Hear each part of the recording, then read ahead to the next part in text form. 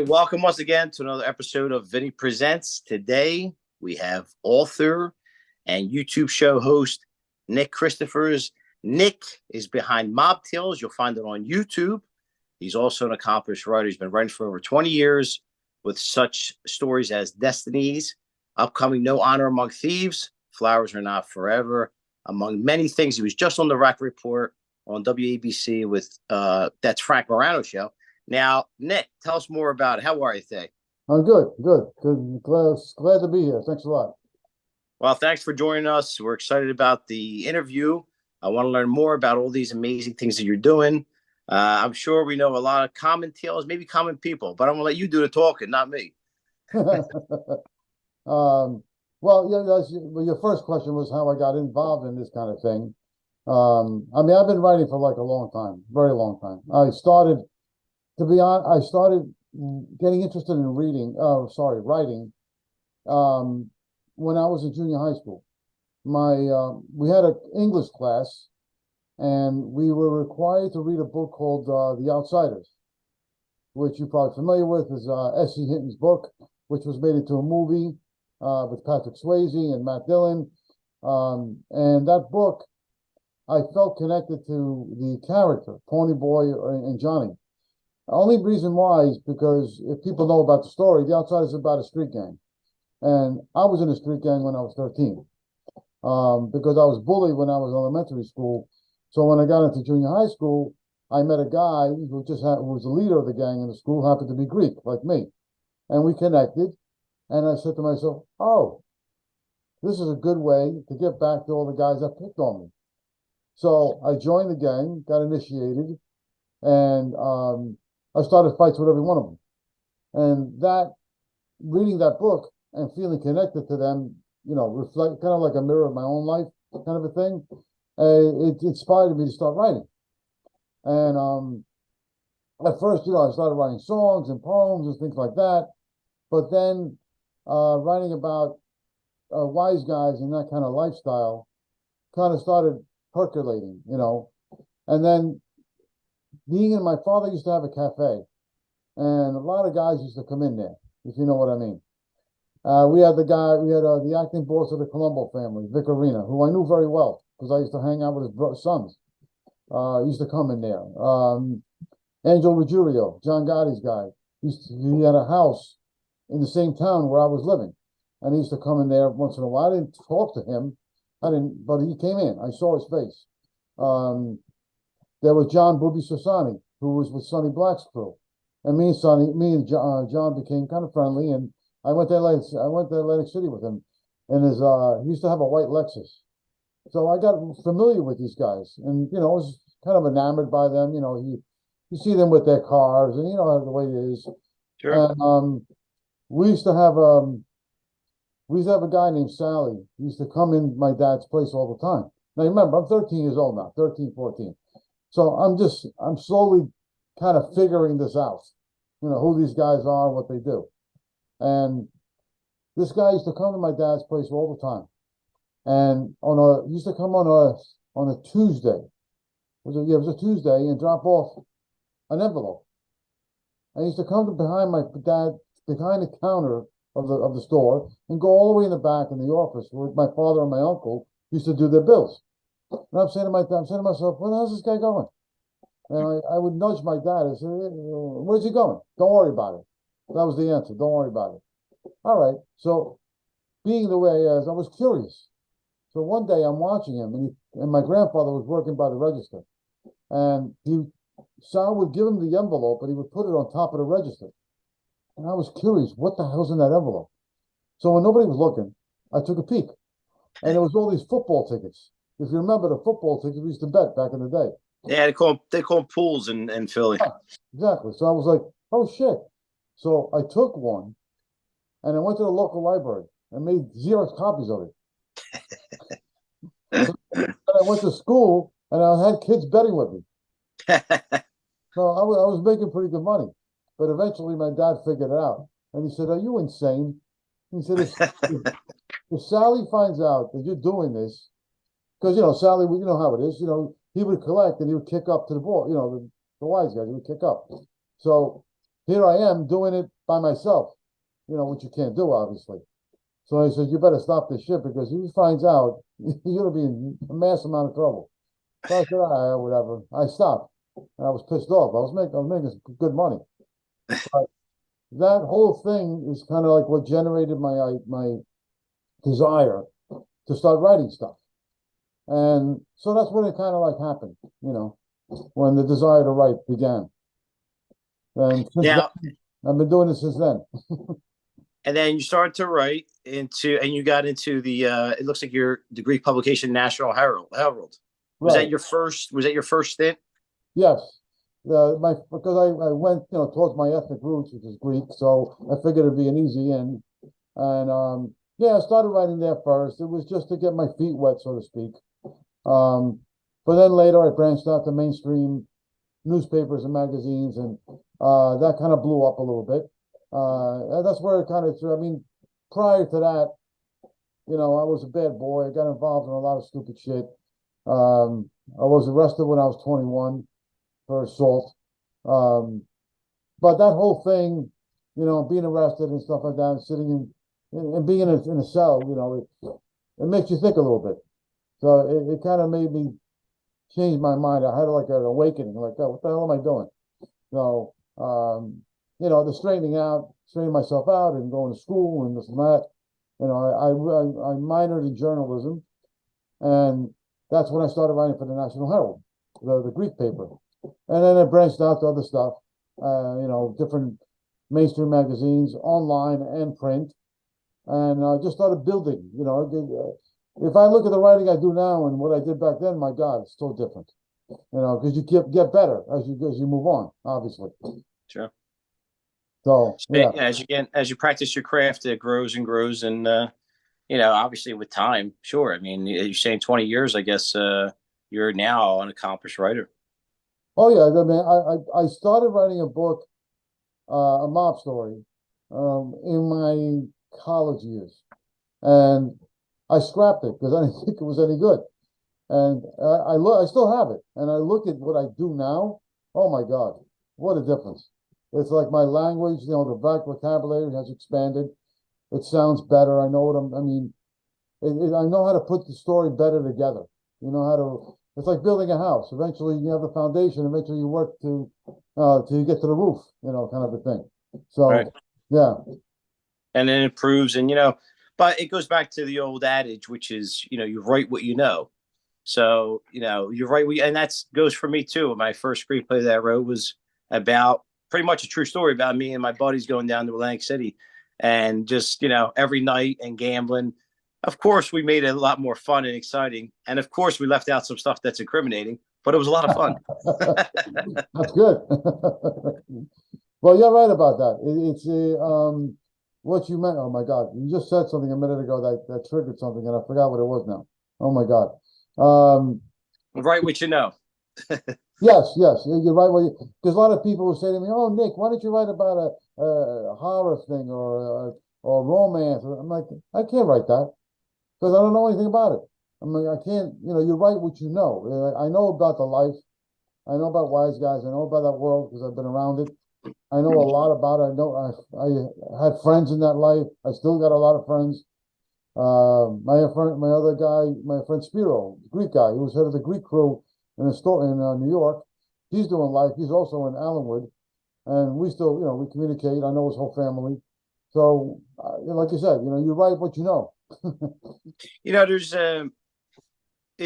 there's a funny thing now that I'm noticing that a lot of people are saying, and I'm not saying it's right or wrong, but they're saying a lot of people believe that yes, mob, any ethnic mob, but particularly Italians, they did whatever they did, but the neighborhoods were better, the neighborhoods were safer, there wasn't all this. So in a crazy way, even a lot of people that aren't from the street, you hear some politicians even admitting that it was safer.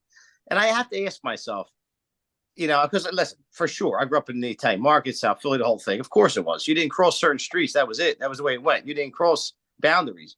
And, neighborhoods had their own jackets. Everybody knew who was who from where, and you didn't have all this anarchy. But, I don't know what it's almost. It seems to me though that the feds continuously focus on. I don't know if it's the allure or the romanticism of, especially the ethnic or Italian mob. But I say to myself, I can't. The obsession, the continuous obsession over the mob, and yet there's so much other problems, so many drugs and fentanyl and all these horrible things that are just all over the place. I'm saying, can't they focus more on that stuff? I don't know. Oh, so you're talking about from a law enforcement point of view, or I just guess, in yeah. general? I mean, I understand that there's the drug element that's in organized crime, whatever. But I see. There's so many more problems going on in society right now than racketeering, let's say. Oh no, I agree. I mean, I think the fentanyl issue, which is really a China Mexican kind of a issue, because that's where it's coming from. I'm not saying that mob guys don't dabble in it, but I don't think they really do, not to the level that the Mexican cartel does, or or the Chinese triads or anything like that. Yeah, they should be focusing a lot more of their attention on those kind of guys or that kind of issue, which is killing thousands of kids. We're not talking about adults now, really. It's more teenagers. So it's a very sad thing that's going on. Yeah, the government should be concentrating. I'm not saying, look, you're a wise guy, you commit a crime, you get pinched, you get pinched. I mean, that's just the way it is. Whether I don't know if the FBI is really focusing on them too much. They are, but they're not. It's weird. It's like I know the in New York they have a Gambino squad, a Bonanno squad, a Lucchese squad, and whatever.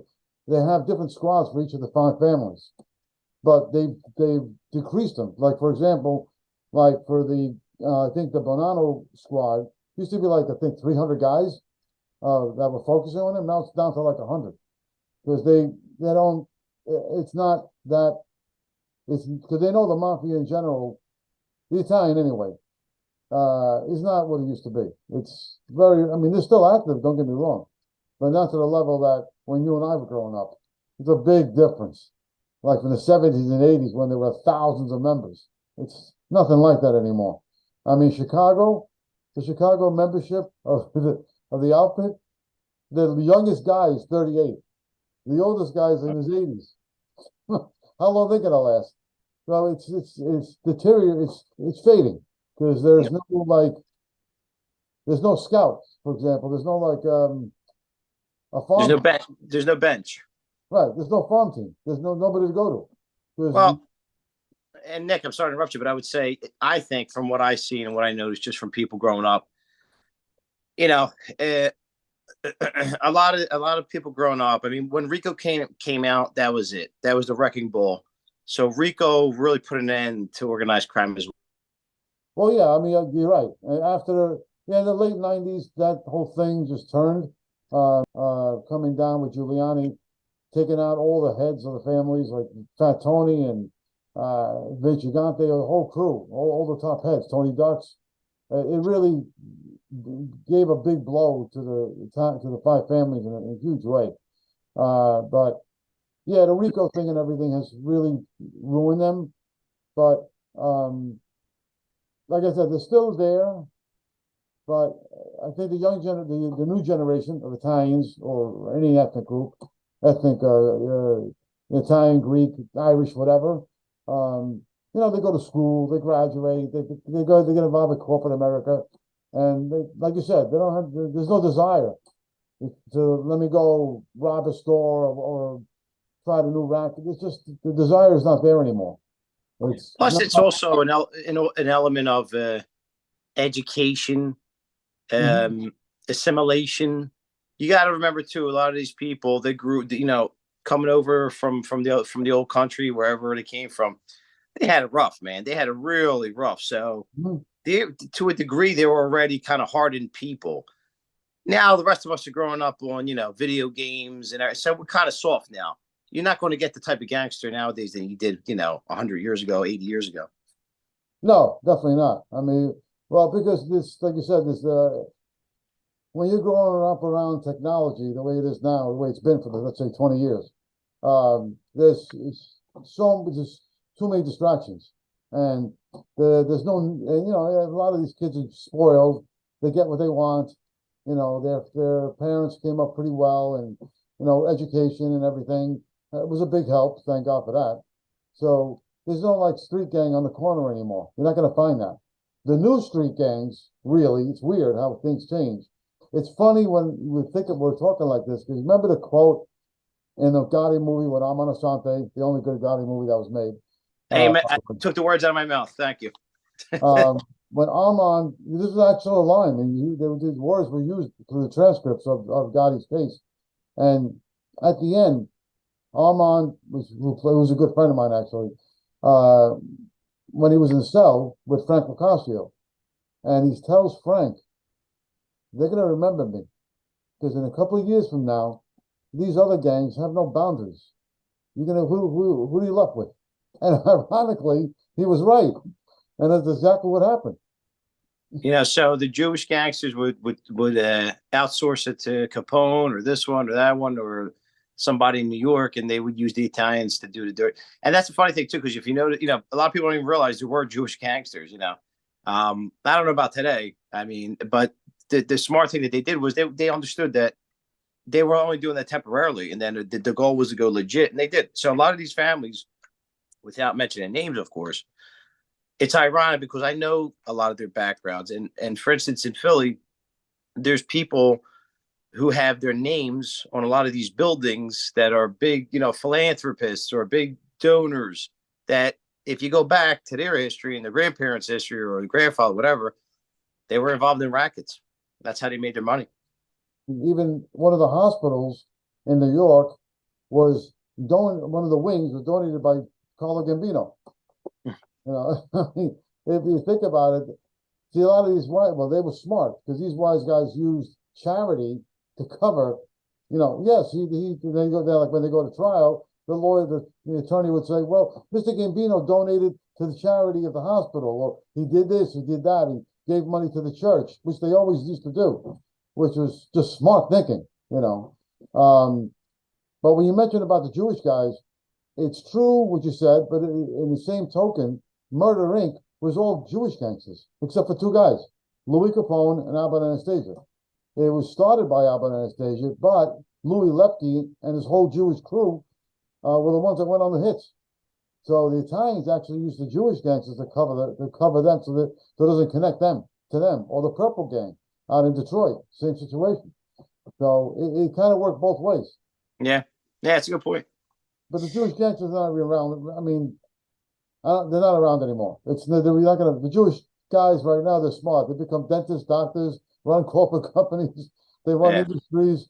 They don't. That allure is not there no more for them. Well, it's America's different too. Let's face it. It's not just the profession of being a criminal. America's not the same. So the things that you could have done. I mean, you might agree with this. I think you will. There was a time where probably the mob and their affiliates across the different nationalities probably ran America for a period of time. They had so much juice. Probably until JFK and those guys started to clamp down on them. But there was a point where they really ran America. Oh, no, 100%. I mean, the quote, again, in The Godfather, when Hyman Roth, who was really Meyer Lansky, was telling Michael Corleone that we're bigger than U.S. Steel. And that's a fact. They were. Carlo Gambino actually said that. And that is a true thing. They were. They ran every freaking industry you can think of. Garment industry, the metal industry, forget what didn't they do? But they did it in this very discreet way. It wasn't like nobody really knew. They did it in such a way that was, quiet, which is the way it's supposed to be, But I'm sure a lot of people know this. You mentioned JFK. And John F. Kennedy, who people talk about, oh, he was such a great president, charismatic, nice guy, good looking. The only way that guy became president was because the mob made it happen. Sure. He didn't become president because in a legal way. We're talking about now currently with all this, fixed president, fixed votes or whatever, fixed elections. That was definitely a fixed election, no doubt. Sam Giancana and Carlos Marcello and Centro Traficante, they made it happen. They made John Kennedy become president. And then, of course, Bobby Kennedy screwed over the mob after that. So a lot of people don't. I don't think a lot of people don't realize that if it wasn't for them, that's another, like you just mentioned. Talk about power, being able to put a president in the White House. Yeah, that's power. well, that's like Europe. Now we're talking about European style politics right there. Well, European is a whole other story. I mean, Italy, the Sicilian mob is not as powerful as it used to be. I think after Tortorella, back in the 90s, when he killed Giovanni Falcone and Borsellino, I think there was the anti-mafia trial, the Nazi trial, that destroyed him pretty good. The Negrata, that's another story. That's a pretty powerful organization because they're not just in Sicily; they're worldwide. They're in Sicily, Europe, Australia, here in the States. Yep. They're a pretty powerful organization. I don't think they're really going anywhere yet. I think they're still pretty strong, especially in Montreal. That's the Calabrese. Yep. Right, the Calabrese. They're a sick, crazy bunch. To me, they're a lot more tougher and vicious and brutal than the Sicilian Mafia, in my opinion. But then you got other groups. I mean, the Russian mob is they're more powerful in their own country than they are here, in my opinion. I think the Triads and the Yakuza are the same story. They're more powerful over there in Japan or China. They have a force here, but you don't hear much about them at all. The Irish mob is annihilated. There is no Irish mob anymore. The Greek mob is gone in Philly and New York and Detroit. My third book is about all that. Let's talk about that book. Let's get into that. Well, that one is called Mafia Ties, the Greek Syndicates, which is now, I self-published it at first, but a publisher in Canada has picked it up. So I'm just waiting for it to come out. But that book it's a big book. It's like 300 pages. Wow. It covers the Greek gangsters and how they work with the Italians, Albanians, Irish, around the world. You know, in America, Australia, Greece, and England, I believe. So it covers that whole area, covers all those areas and how they work. A lot of people don't know about it. When I say Greek mob, people look at me like, what are you talking about? They don't even know it existed. There was a whole crew in Philly and South Philly that ran the PCP trade until Nicky Scarfo decided to whack both of the bosses. And I know the story. Steve Boras and Henry Petros were running the Greek mob in South Philly. They had about 40 members. And when Nicky Scarfo came into power, which was the worst thing that ever happened to Philly, those guys didn't want to pay street tax. I mean, they were paying street tax to Angelo Bruno, but Nicky wanted more. And they said, no, we're not going to give you nothing. We already paid a certain amount, and that's what we've been doing since day one. Why we got to pay you more? Doing the same thing. Of course, Nicky didn't like that, and he took out both bosses. So yeah, like I said, that crew's not there anymore. It's not. Those guys are pretty much gone. In New York too, the same story. But this book covers everything from guys working with the Philly crew, the New York mob, all the families in New York, Detroit, Chicago, Boston. Australia, like I said, Australia, Greece. So it covers a lot of ground. What's the name of it again, Nick? Mafia Ties, the Greek Syndicates. Yeah. I think it'd be an interesting. I think it's not because I wrote it, but because it's a different thing. It's not the same old story. It's something different. Naming names people not normally ever hear. And it's only because the Greek mob in general, the Greek gangsters, were very low key. It's funny because they kind of like they didn't take the oath of America, but they followed it a lot more than the Italians did. They were very quiet. They didn't make a big splash. You never saw them hanging out on the corners. That's the way they were. They were just very low key. That's why a lot of people didn't even know they even exist. Were they built around family ties? I'm sorry? Was it structured around family ties? In other words, were they all kind of related? That's why they kept it low key? Not really. It's just that was just their nature. You know, even in Greece, the same thing. They were very quiet. They didn't go out and whack people every freaking week or something like that. It was very seldom that they go and kill anybody. They focused on whatever business they're doing, whether it be loan sharking, mostly gambling was big, very big. They used to run a game called Babut, which was a dice game. And they ran one. That was the big thing. That's how they started, because that was a Middle Eastern game. It was played by Arabs, Greeks, and any Middle Eastern people, Israelis, played that kind of game. And the Italians didn't know how to run it. They were, there's a quote by Sammy Gravano that I was telling John Gotti. He says, we can never beat these Greeks. We don't know how to play this damn game. They would rape us blind. And there's a famous saying about everybody heard this quote because they ran it on TV and every goddamn show about John Gotti. If you remember this line, John Gotti goes, John Gotti, will sever his MF head off. I'm sure you've heard that line. Yeah. The person he's talking about is the head of the Greek crew. Nobody knows that because John went to Sammy and said, who is this guy that's running a gambling den right near our den? So they had two different places. The game, Spiro opened a Barbut game. I think it was a Barbut game or some kind of a card game. And the Gambinos had another card game not too far off in the same vicinity. And a lot of the Greek guys were grabbing their customers. Were taking away their business. So John was like asking Sammy, who is this? Who's running this? Who's doing this? And Spiro would say, well, that's the head of Spiro, the head of the Greek mob. And that's when John says, John Gotti will sever your head off. That kind of line. That's who he was talking about. That just goes to show you how the power they had and the effect they even had on the Italians. Like I said, a lot of people don't know that.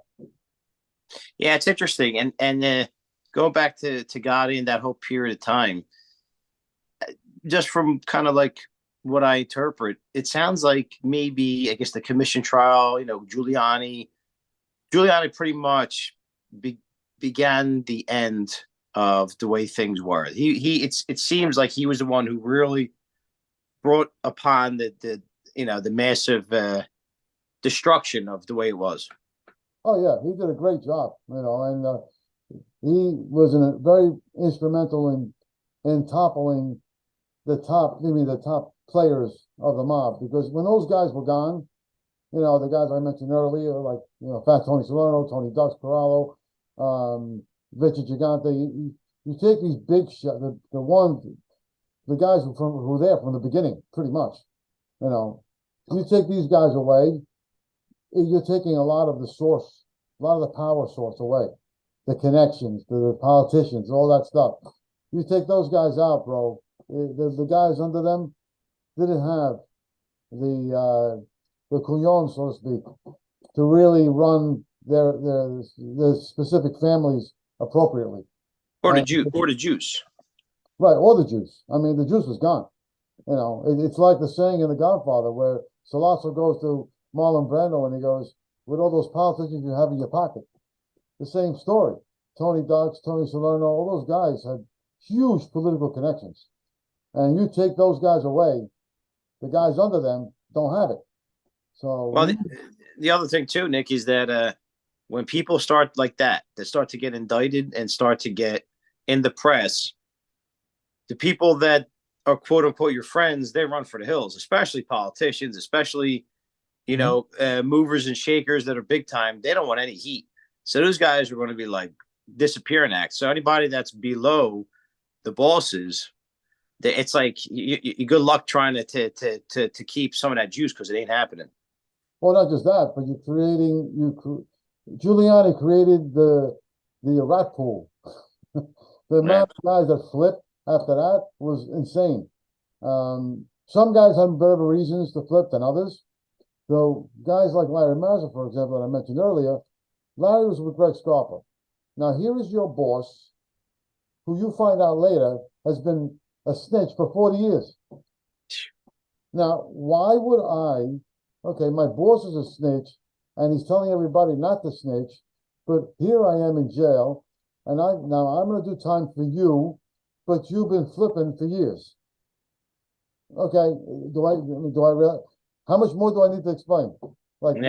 And let's face it too. This day and age, there's too much technology. There's too much. Forget it. There's cameras everywhere. There's audio.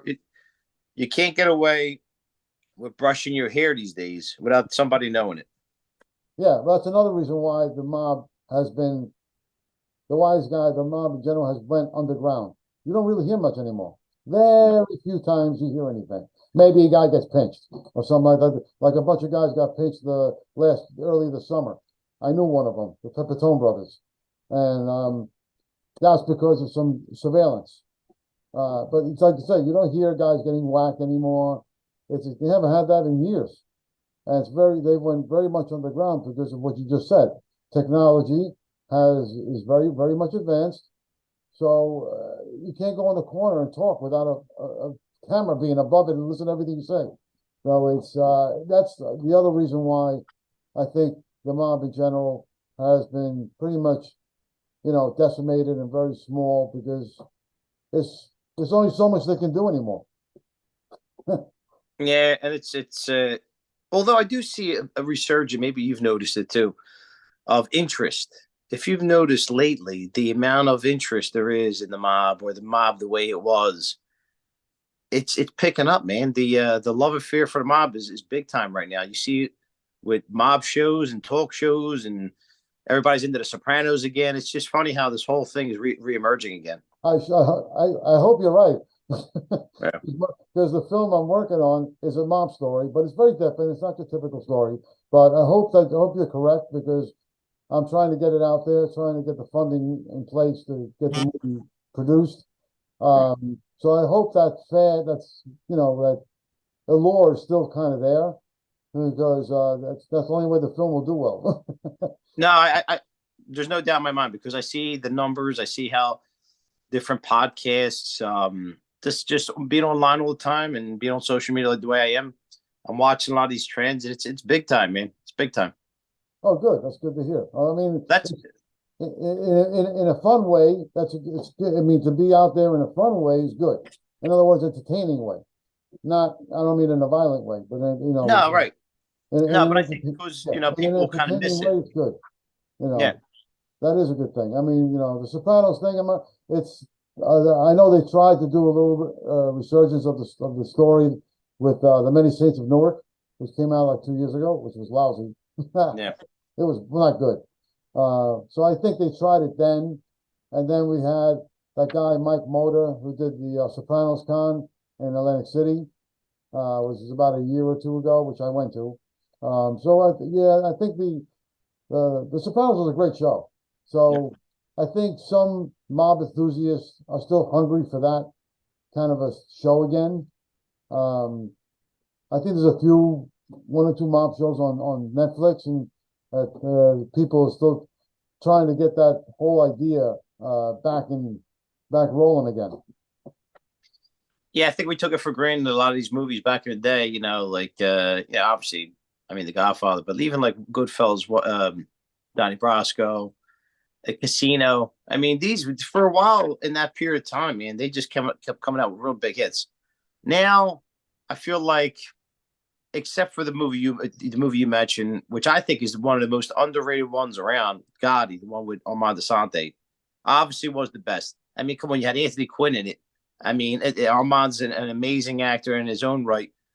That was just they shouldn't even try to do another one. But I think we need a really good one coming up. But something, it's going to be hard to kind of beat some of the classics that we've seen in the last 30 years. But I think we're due up for a really well done one. But people are kind of tired of same old, same old.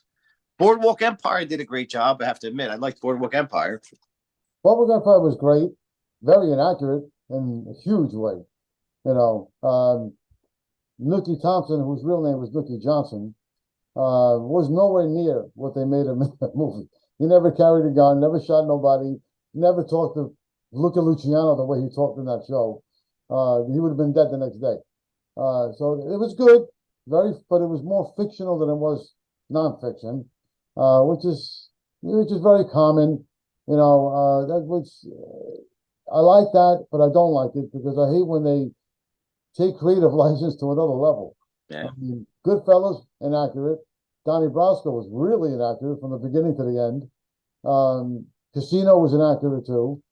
I scratch my head sometimes. I'm like, these guys' stories are so exciting and interesting. Why change them? Why alter them? I'll never understand why they do that. I mean, Tommy D was a character in himself. You can make it. I mean, Tommy D was a psychopath. The other one movie that was very accurate, but it was not as big as the other ones. It was called the Sinatra Club, which was about Sal Polisi, who was with John Gotti. But that was when John Gotti was very, very small, was a nobody, was just a hijacker. And they used to hang out at a place called, a club called the Sinatra Club in Queens. And all the different, wise guys from all different crews used to hang out there. Like Tommy D from Lucchese's, John Gotti, of course, the Gambino. They had Sal Polisi Gambino also. They had a bunch of different guys from all different crews used to hang out there. That's why it was Sal Polisi's place. But all different families were welcome there. And that movie was, if you haven't seen it, it's really good because it's very accurate. It's pretty much the way it was. And the guy who played Tommy D actually looked a little bit like him. Tommy D had a mustache. Tommy D never dressed up, very rarely dressed up in suits and ties.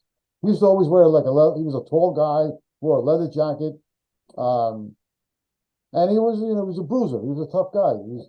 The guy who played him in that movie, he did a pretty good job. And that was pretty accurate. And The Irishman, not The Irishman, sorry. Kill the Irishman. I don't know if you ever saw that one. Kill the Irishman was about Danny Green, in the Cleveland mob with John Nardi. Good movie. It was, again, pretty accurate. But these movies that I'm just mentioning are ones that are not big, like Casino and Goodfellas. And these ones were smaller budgets, I guess, more independent. And I find more independent films are more accurate than the big ones. That could be because sometimes you get a director or a studio, and they take things to whatever interpretation they have, which is not the reality of what it was. And so then that's where you have the problem. Yeah, well, Martin Scorsese is known for taking creative license to another level. Forget about it. I mean, he's a great director, don't get me wrong. His work is amazing. But like I said earlier, I can't stand when they change the stories. I mean, Donnie Brasco was, when I mean totally inaccurate from the beginning to the end, totally. There's not one thing in there that I think was even accurate. I'm glad you brought that up because I was going to say earlier, I can never and still can't accept Donnie Brasco being played by Johnny Depp. I just could never swallow Johnny Depp. Don't get me wrong, he's a great actor. I don't know. Sometimes with this casting, I don't get it. Out of all the actors, you get a guy who he doesn't even come close to being just looked at as a gangster. Well, I mean, Donnie Brasco's son was a cop. He was an undercover cop. Or even in that world. Yeah, Johnny Depp is a pretty boy face. He's not that kind of doesn't have that kind of charisma. Yeah, you're right. And like I said, I don't want to. I can tear that movie apart and tell you everything that actually did happen. So a lot of that is unrealistic, and I don't know why they did that. And it's funny because John Sassani, who was played by James Russo in Donnie Brasco, when the movie came out, me and John were hanging out at my dad's cafe, and he sued the studio for defamation of character. Can you believe it? A wise guy going to court to sue the studio. Wow. And he won. Wow, really? That's what he told me. He told me he won. I mean, John passed away many years ago of cancer, but he told me that he won the case. I'm like, really? So I believed him. That's funny. Kind of funny. Hey, why not get a nice piece of pie out of that? Well, all right, Nick, I'd like to talk more about your future projects. Let's tell the audience a little bit about more what's coming out, what to look forward to. Well, like I said, I'm working on trying to get my film based on my first book, Destinies. We changed the 3 productions. We're just looking for funding.